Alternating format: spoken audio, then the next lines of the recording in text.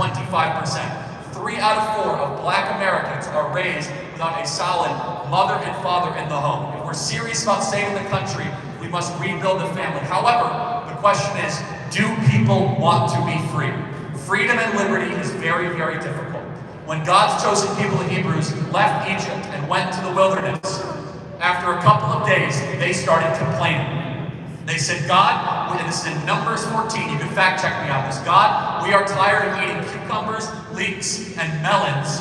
We are tired of eating manna. We want to go back to Egypt, slavery, where at least we were able to eat meat. The question you need to ask yourself is, do people want to be free? I think freedom is a better way of living, but comfortable slavery is very tempting. And we are here to try to break those shackles free and to try to make all Americans live with a better future and more prosperity. Thank you guys. Let's do some questions in time I have. Are we doing questions? People will go around. Yes, ma'am. Why are you using the mic? Do we have a mic runner? If not, I'll just give you my mic.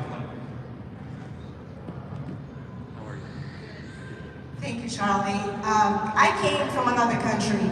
I came from Brazil. And I value everything that I see here in America. I don't take America for granted. I'm also an abortion survivor.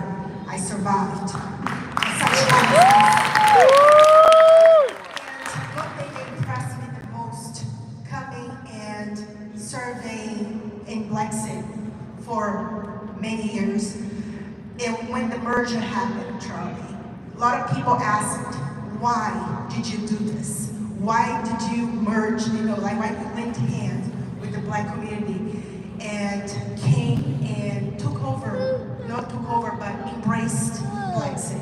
What came to your mind and your heart when you did that?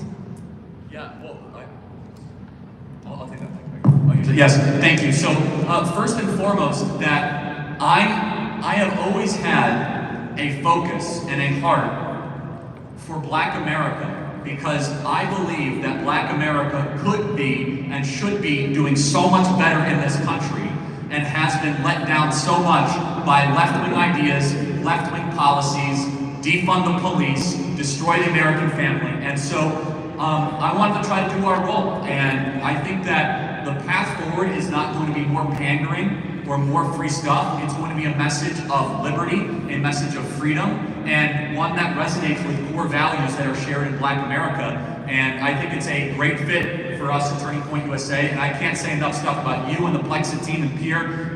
It's just been amazing. And God bless Brandon Tatum, Pierre, and Candace Owens for their original vision to get this movement started. Yes, ma'am.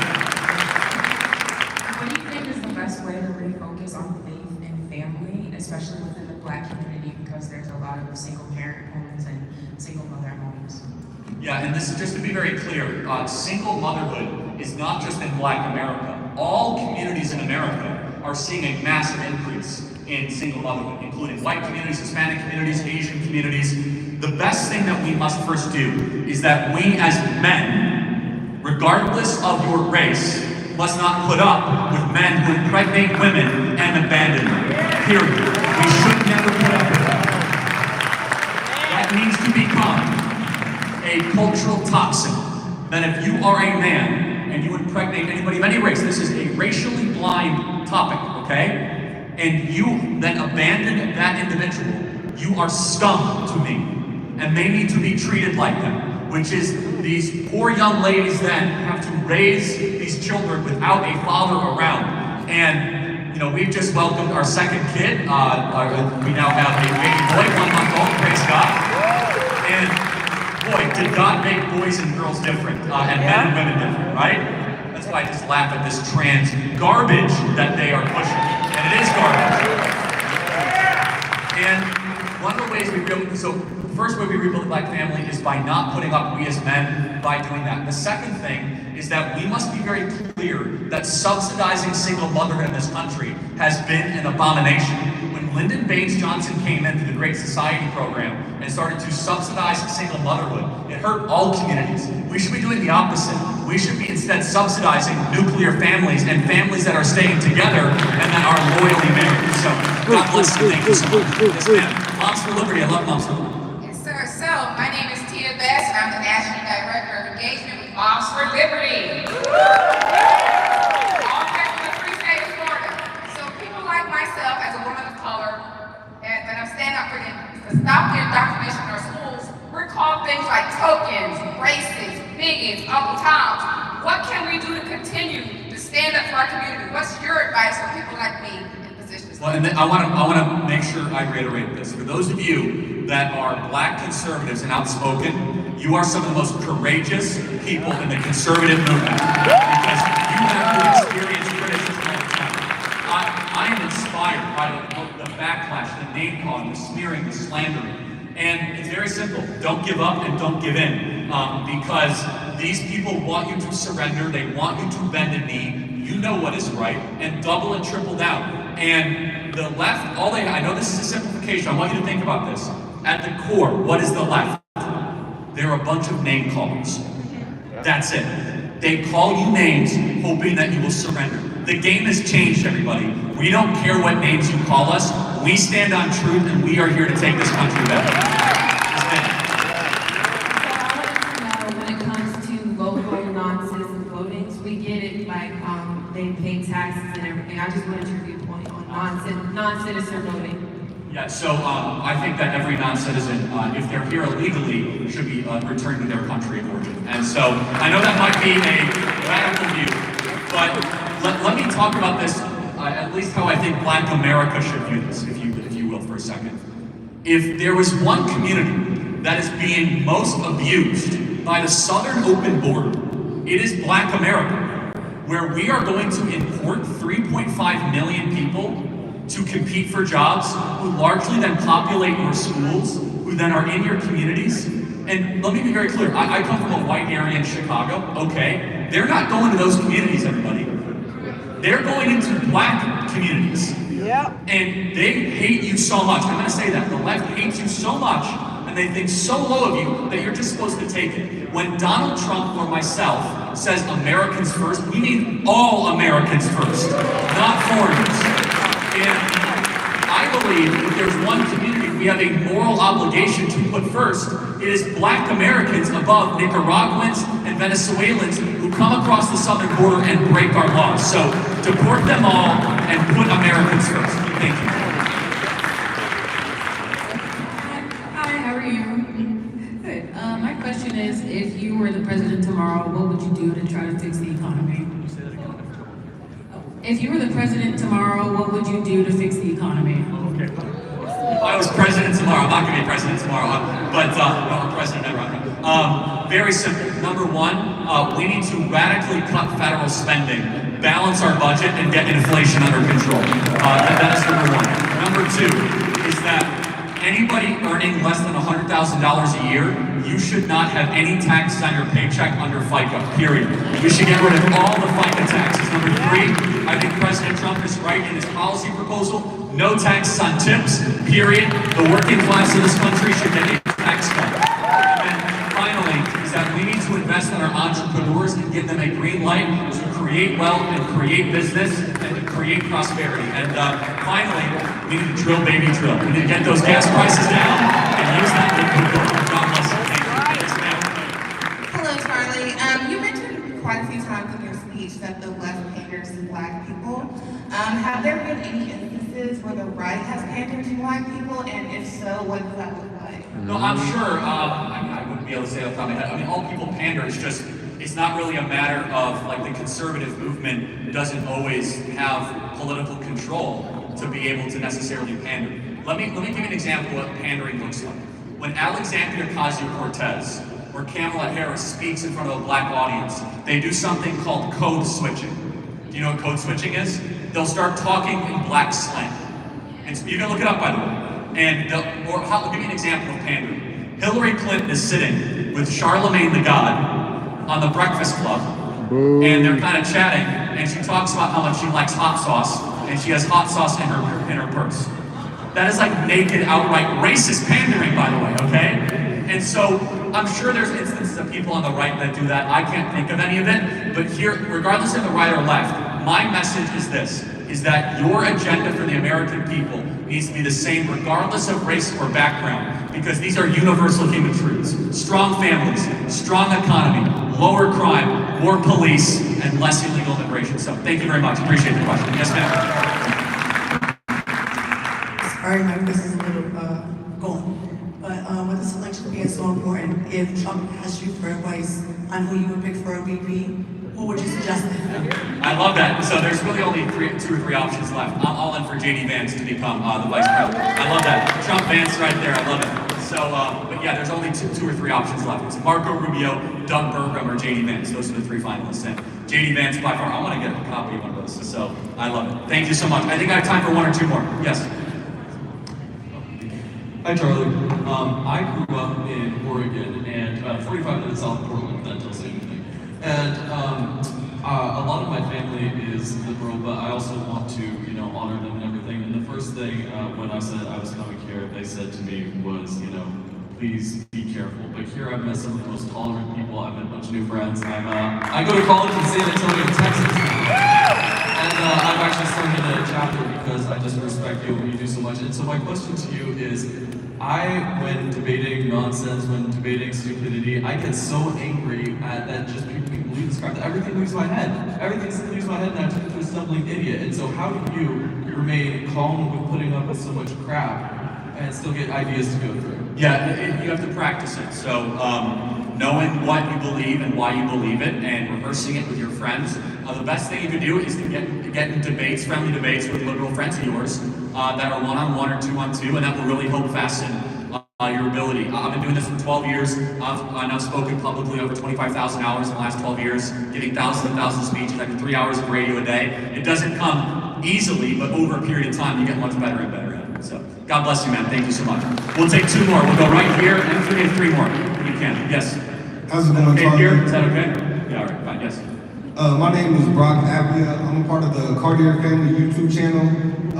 We started off, thinking, more left-leaning, and then as we just progressed and matured and watched people like Candace Owens, you, Brandon Tatum, we came to the right. And I just want to know, how is it that the Democratic Party got such a grip on black people when they were the party that was for slavery and for all the things that are detrimental to black people? Amen.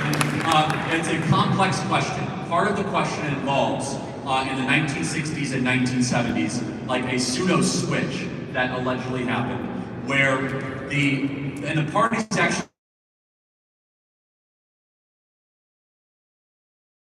ideology, which is that whether it be the plantation or whether it be government benefits, is that the philosophy of the American left is to keep black Americans under their control.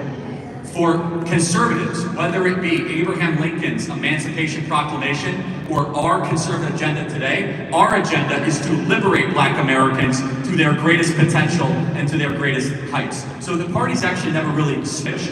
Is that the American left propagandized huge groups of the American population, saying that if you vote for conservatives, if you embrace conservative opinions, you are a racist, right? And they used that as the #1 issue in the country, and it really, really worked, unfortunately.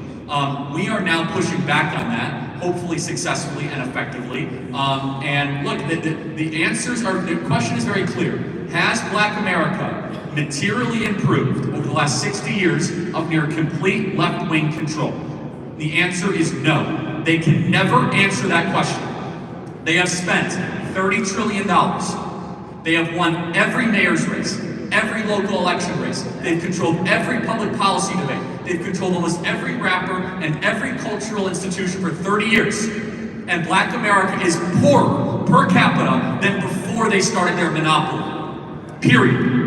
The evidence is that the cities are more murderous, the families are more broken, people's incomes are more down, black businesses are less prosperous. Why? It's because their value set is not about liberation, it is about control. They don't want you to be able to live free, they just want you to vote for them. Thank you so much, I appreciate it. Thank you. Yes. We'll do two more. 1, 2, and then I got one. Yes, ma'am. Hi there, I'm Destiny, the Assistant Director for the Blexit Maryland chapter. Yes, I was wondering what action you would recommend for someone who's interested in being in politics, but doesn't want to get into student debt and go through the whole hoopla and all that. Yeah, college is a scam, by the way. And just so we're clear, it's a scam that really hurts Black Americans a lot, which does not get talked about a lot, from the student loan debt to all that nonsense. So here's my first piece of advice. Go find someone running for political office. Say, I will volunteer for you, I will intern for you, pay me minimum wage, I will outwork everybody. And politics, with a meritocracy, you will move yourself up really, really fast. And they'd love to have you work at Turning Point Action, Turning Point USA London. So, God bless you. Last question, yes ma'am. Oh, I got my Trump Vance thing? I'm gonna have the president sign it. Right. So, yeah, I love it. Thank you. I love it. It's great. I love it. Thank you. Oh yeah, I meant to wear my hat down here. Now that I see you, I realize I forgot to bring it. We were talking about bringing families back together, Black families back together. And I just want to know what you do, because it's a very sinister, bold, something that's going on that's deeper than we just say, oh, we're just going to fix that. Like, there's something that they've planned for years, and I don't see how we can get out of it, because a lot of our Black people want to be slaves. Well, so that, again, this is a very important point. If you want to be a slave, you'll continue to be a slave. But the message that we as Christians believe is that Jesus Christ breaks you free from that slavery, and we must send that message. Again, let's go back to the Bible. That God's chosen people were out of slavery into freedom, and they said, bring us back to slavery because the food was better. I want you to think about that. Bring us back to being a slave because the food was better. It's going to require a message of a religious transformation, a revival, and an awakening. But I'm very hopeful. Yes, ma'am. Can you, yeah, please. I'm sorry, one more thing. Just like they're mad at Candace for saying Christ is King. You see? Christ is King, by the way, Crystal. So there's this sinister movement that's getting worse and worse. Yes, but I think at the core it's a spiritual battle, and this is why I'm so hopeful for Black America. I will speak, by the way, in any Black church, in any adversarial environment you guys want to bring, I don't care what they say at me. I don't care, because I believe this is a spiritual war, and I know that what we are advancing is rooted in Scripture, and that we do not struggle against flesh and blood, but against principalities of darkness. And so, at its core, is that it's John 10:10, and I'll close with this. John 10:10 it says, the enemy has come to lie, steal, cheat, and destroy. But I, Jesus Christ, have come to give life, and life more abundantly. With that, I am hopeful. God bless you guys, and thank you so much.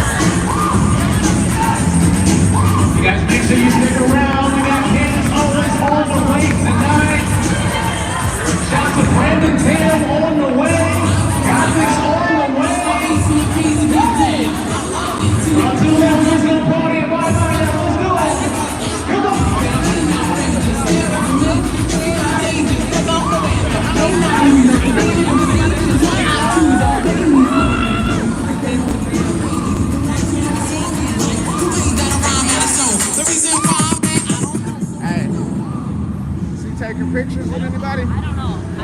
She taking pictures with anybody? What's that? She letting people take pictures with her? No. Nobody?